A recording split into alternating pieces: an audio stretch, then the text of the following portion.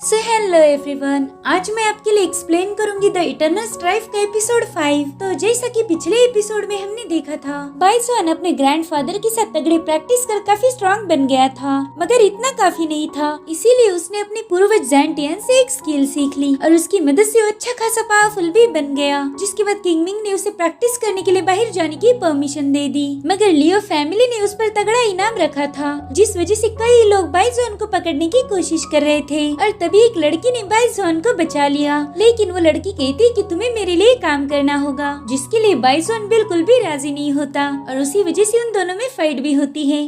अब आगे तो लड़की कहती, देखो ये बात तुम्हें भी पता है कि मैं तुमसे ज्यादा पावरफुल हूँ, तुमने मेरे साथ फाइट करके भी देख ली, लेकिन तुम जीत नहीं पाए। तो बाइसोन गुस्से में कहता, ओए लड़की, सॉरी ओ मैडम, देखो मैं आपके साथ नहीं रुक सकता, मुझे एक मास्टर से मिलने जाना है और मेरा उनसे मिलना बहुत अर्जेंट है। मैं आपकी स्किल की तारीफ करता हूँ क्योंकि आप इतनी छोटी उम्र में एम्परर लेवल की कल्टिवेटर बन गयी, लेकिन मैं आपके साथ नहीं रुक सकता, तो प्लीज मुझे यहाँ से जाने दीजिए। और हाँ, मैं आपका नाम भी जानना चाहता हूँ, आपका नाम क्या है सीनियर?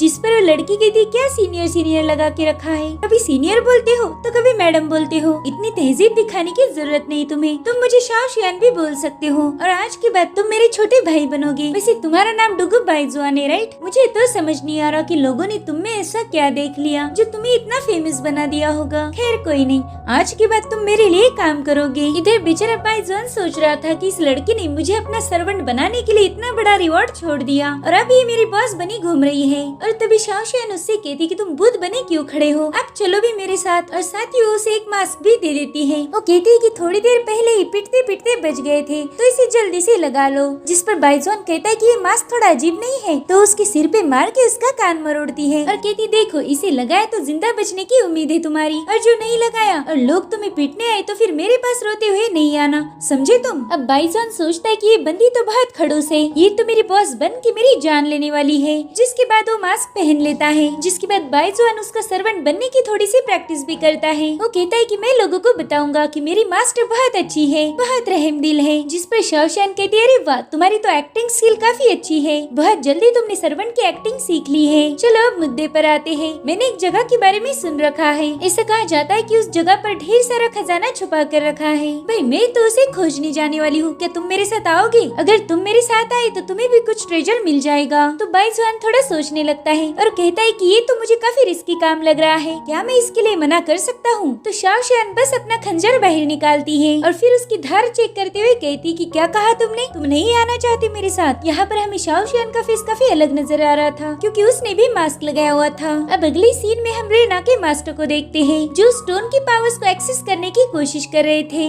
लेकिन उनकी कई कोशिशों के बावजूद भी वो स्टोन उन्हें रिएक्ट नहीं करता, जिससे वो एल्डर काफी भड़क गए थे। वो कहते हैं कि पता नहीं मैंने कितनी सारी मेथड्स का यूज किया है, लेकिन ये इसेंस स्टोन कुछ भी रिएक्ट नहीं कर रहा। तो फाइनली वो समझ जाते हैं कि वो इसेंस स्टोन अभी पावरलेस है, जिस वजह से उनको बहुत गुस्सा आता है। अब थोड़ी देर बाद रेना उनसे मिलने आती है। वो कहते हैं कि तुमने इस इसेंस स्टोन को ढूंढ निकाला, ये बहुत बड़ी कामयाबी है, लेकिन अब ये स्टोन किसी काम का नहीं है क्योंकि इसमें कोई पावर्स ही नहीं है। क्या तुम्हें पता है कि इस स्टोन की पावर्स के साथ क्या हुआ था? तभी रेना को बाइजुआन के विजन्स दिखते हैं कि कैसे उसने स्टोन की सारी पावर्स एब्जॉर्ब कर ली थी, जिसके बाद वो एक डीमन में तब्दील हो गया, एक ऐसा डीमन जो मौत और जिंदगी को कंट्रोल कर सकता है। लेकिन रेना ये बात अपने मास्टर को नहीं बता सकती थी क्योंकि उसने डुगु फैमिली को प्रॉमिस किया था कि वो बाइजुआन का सीक्रेट किसी के साथ शेयर नहीं करेगी, इसलिए वो उनसे झूठ बोलती कि मुझे स्टोन की पावर्स के बारे में कुछ भी नहीं पता। जिस पर मास्टर कहते, स्टोन तो तुम असली लेकर आई हो, लेकिन इसमें कोई पावर्स ही नहीं बची। तो रीना कहती कि मुझे माफ कर दीजिए, मैंने ये टास्क अच्छे से कंप्लीट नहीं किया, प्लीज मास्टर मुझे इसकी पनिशमेंट दीजिए। तो मास्टर कहते कि इसमें तुम्हारी कोई गलती नहीं, ये स्टोन काफी प्राचीन है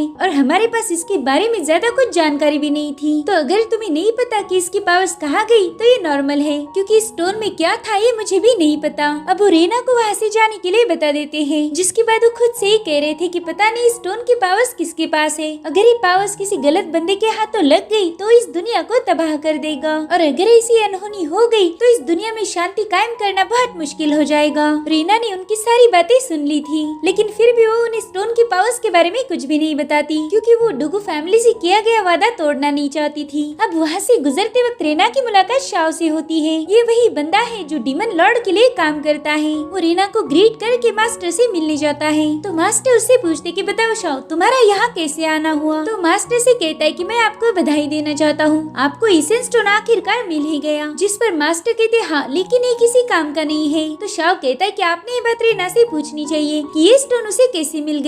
तो मास्टर कहते हाँ, उसने मुझे बताया कि ये स्टोन उसे एक बंदे से मिला था, तो उसने वो स्टोन रीना को दे दिया। लेकिन वो कह रही थी कि उसे उस बंदे का नाम नहीं पता। जिस पर शाओ कहता है कि मुझे उस बंदे का नाम पता है, वो डुगू बाइजुआन है और डुगू फैमिली का इकलौता वंशज है। मैंने सुना है कि पहले तो उसमें कुछ भी पावर्स नहीं थी, वो एकदम बेकार बंदा था, लेकिन अचानक से उसकी पावर्स बढ़ चुकी है। साथ ही उसके पास मार्शल आर्ट का काफी सारा नॉलेज भी आ गया और हाल ही में उसकी कुछ लोगों के साथ लड़ाई हो गई थी, जिसमें उसने कई सारे लोगों की जान ली है। अगर आपको झूठ लगता है तो आप लियो और लो फैमिली से पूछ लीजिए। इन दोनों फैमिलीज के कई सारे लोग बाइजुआन ने मार दिए। ये सुनकर एल्डर तो काफी हैरान थे। वो कहते शाओ, तुम्हें जो भी बोलना है वो साफ साफ बोल दो। तो शाओ कहता है कि उस एसेंस स्टोन में एक्स्ट्रा ऑर्डिनरी पावर्स है। उस स्टोन में सारी पावर्स मार्शल सेंट डुगूज एंटियन ने डाल दी थी और अगर बाइजुआन ने उस सारी पावर्स एब्जॉर्ब कर ली तो आगे चल के वो हमारे लिए खतरा बन जाएगा। हमारा छोड़ दो, पूरी दुनिया ही खतरे में पड़ जाएगी। जिस पर एल्डर कहते हैं हम ऐसा नहीं होने देंगे, जाओ और बाइजुआन की खुशबू को ट्रेस करके पता करो कि आखिर वो कहाँ पर है और पूरी सच्चाई पता करके वापिस आ जाना। तो शाओ कहता है ठीक है एल्डर। जिसके बाद वो वहाँ से जाने लगता है,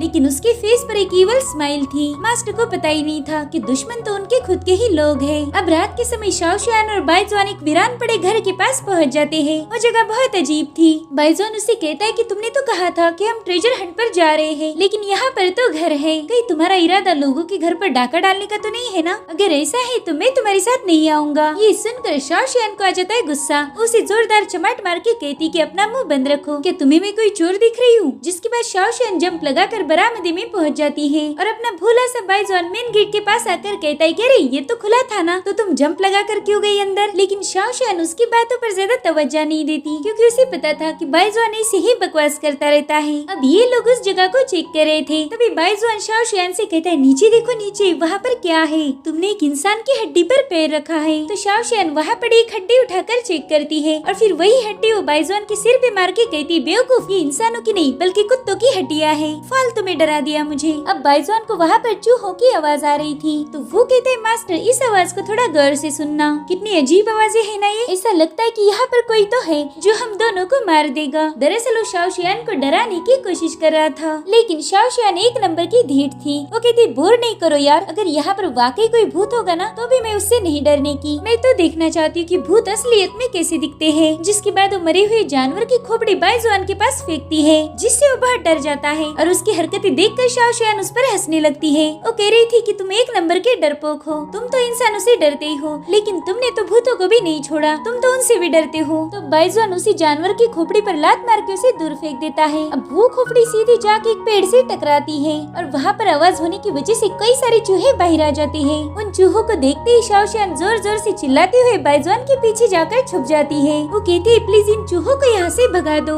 तो बाइजुआन उन चूहों को भगाते हुए कहता है कि तुम तो एम्परर लेवल की कल्टीवेटर थी ना, और चूहों को देख के ही तुम्हारा दम निकल गया। इसका सीधा मतलब ये होता है कि तुमसे बहादुर तो मैं हूँ। चलो अब मेरे पीछे छुपना बंद कर दो और बाहर आ जाओ। मैंने उन सारे चूहों को भगा दिया। जिसके बाद शाओ शुआन डरते हुए आगे आ जाती है। अब बाइजुआन कहता है आज मुझे पहली बार पता चला कि एम्परर लेवल के पावरफुल योद्धाओं को भी डर लगता है, उनकी कोई ना कोई कमजोरी जरूर होती है। मेरी मास्टर तो एम्परर लेवल पर है। अब वो उसका मजाक उड़ा रहा था, इसलिए शाओ शुआन गुस्से में कहती कि जबान बहुत चला ली तुमने। तो बाइजुआन तुरंत ही अपना मुंह बंद करके आगे जाने लगता है, क्योंकि उसे पता था अगर अभी बोला तो मार खाऊंगा। जिसके बाद वो दोनों भी उस घर में दाखिल हो जाते हैं। अब बाइजुआन घर में दाखिल होते एक मशाल जलाकर उसे चेक करने लगता है। वो शाओ शुआन से कहता है कि ये कितनी अजीब जगह है, तुम्हें किसने बोला कि यहाँ पर ट्रेजर है? मुझे तो ये जगह टोटली खाली नजर आ रही है। जिस पर शाओ शुआन कहती कि जल्दी से ट्रेजर को ढूंढने लग जाओ। अब वो उस जगह को चेक करने लगती है। तो बाइजुआन कहता है मास्टर, बॉस, सीनियर, लेकिन वो बाइजुआन की बातों पर ध्यान ही नहीं देती। वो कहता है अगर तुमने जवाब नहीं दिया तो मैं जा रहा हूँ बाहर, और फिर अगर तुम्हें कोई चूहा दिख गया तो मेरे पास मत आना।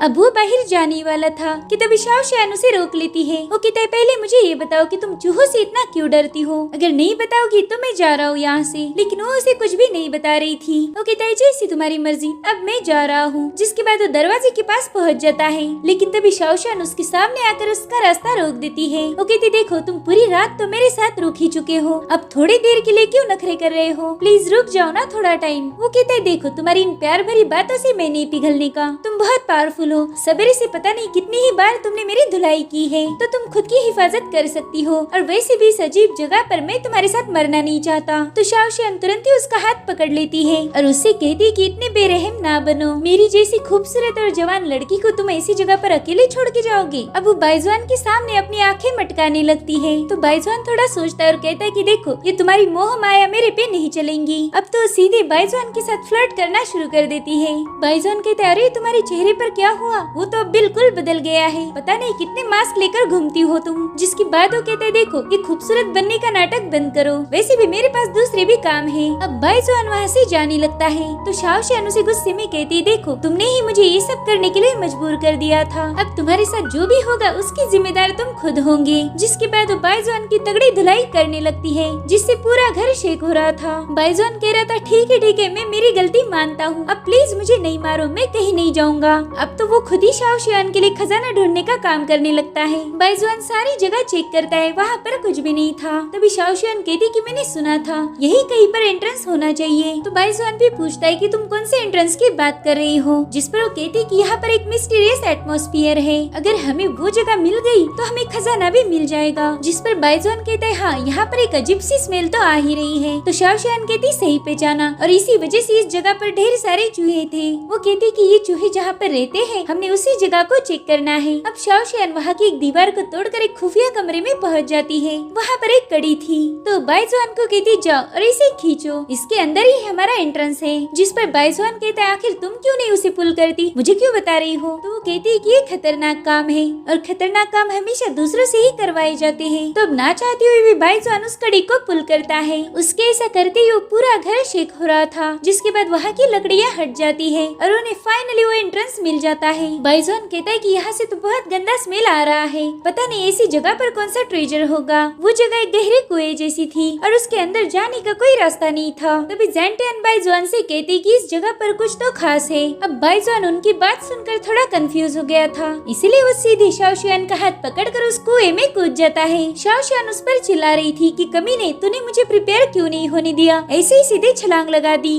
बाइजुआन चिल्लाते हुए उससे पूछ रहा था कि मुझे बताओ क्या हम मरने वाले हैं, प्लीज बोल दो ना कि तुम मुझे बचा लोगी। शाओशान से ज्यादा तो बाइजुआन ही चिल्ला रहा था। इधर शाओशान तुरंत ही अपना खंजर निकाल कर उस पत्थर में गड़ा देती है। वो खंजर पत्थरों को चीरते हुए इन दोनों को नीचे ले जाने लगता है और अब ये लोग एकदम बॉटम तक आ चुके थे। बाइजुआन शाओशान के हाथ से लटका हुआ था।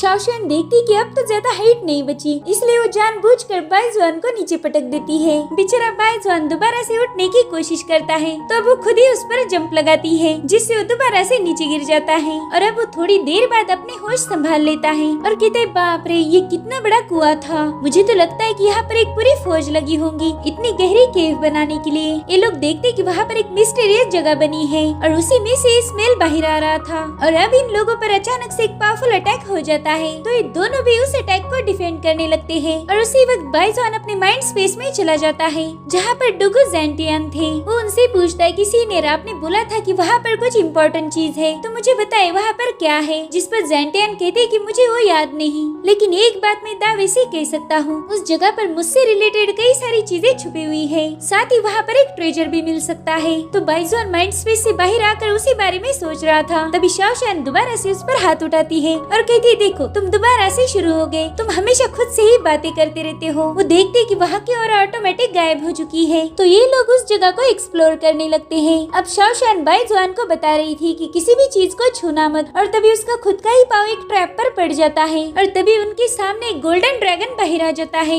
वो बहुत खतरनाक था। अब वो ड्रैगन अपनी पावर से वहाँ खड़ी हुई मूर्तियों को भी जिंदा कर देता है। अब इन लोगों के सामने 7-8 स्टेचूज थे जो इन दोनों को मारने के लिए बेसब्र थे। वो उन पर अटैक करने लगते हैं तो शाओशान तुरंत ही बाइजुआन का हाथ पकड़कर भागने लगती है। अब वो बाइजुआन को एक जगह पर रोक के स्टेचूज को खत्म करना शुरू कर देती है। वो किसी को अपने डैगर से तो किसी को अपनी लातों से ही उड़ा रही थी। इधर बाइजुआन आराम से उसकी फाइट देख रहा था। वो कहता है देखो ये हुई ना एम्परर लेवल वाली बात, तुम तो मुझे एक पावर हाउस नजर आ रही हो। अब वो शाओशान की तारीफें करने में लगा हुआ था कि तभी उसे फील होता है कि उसके पीछे भी एक स्टैचू है और तभी वो मूर्ति अपनी ब्लेड से बाइजुआन पर हमला कर देती है। लेकिन बाइजुआन समय समय रहते वहाँ से जंप करता है, जिसके बाद वो भी उन मूर्तियों को खत्म करना शुरू कर देता है। वो एक का तो सर ही उखाड़ लेता है और दूसरी मूर्ति पर एक पावरफुल पंच मार के उसे नीचे गिरा देता है। अब वो दोनों भी उस ड्रैगन के पास जाकर खड़े हो जाते हैं, इसलिए वो ड्रैगन एक पावरफुल एनर्जी से उन पर अटैक कर देता है। तो शाओशान भी अपनी पावर्स का यूज करते हुए ड्रैगन अटैक को रोकने लगती है। इस काम में बाइजुआन भी उसका पूरा साथ दे रहा था, लेकिन बाइजुआन बहुत कमजोर था, जिस वजह से वो पीछे गिर जाता है और अब ड्रैगन की एनर्जी का पूरा फ्लो अकेले शाओशान पर था।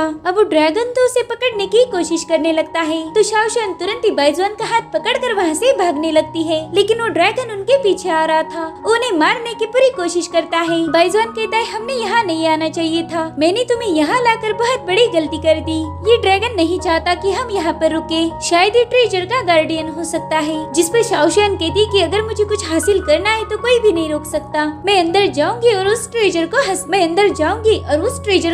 करूंगी। जिसके बाद वो हवा में फ्लोट करते हुए अपना एक स्ट्रॉन्ग फॉर्मेशन बना देती है और उसी फॉर्मेशन से ड्रैगन पर अटैक करना शुरू कर देती है। एंड इसी के साथ एपिसोड भी यहीं पर खत्म हो जाता है। Thank you for watching, bye bye, take care.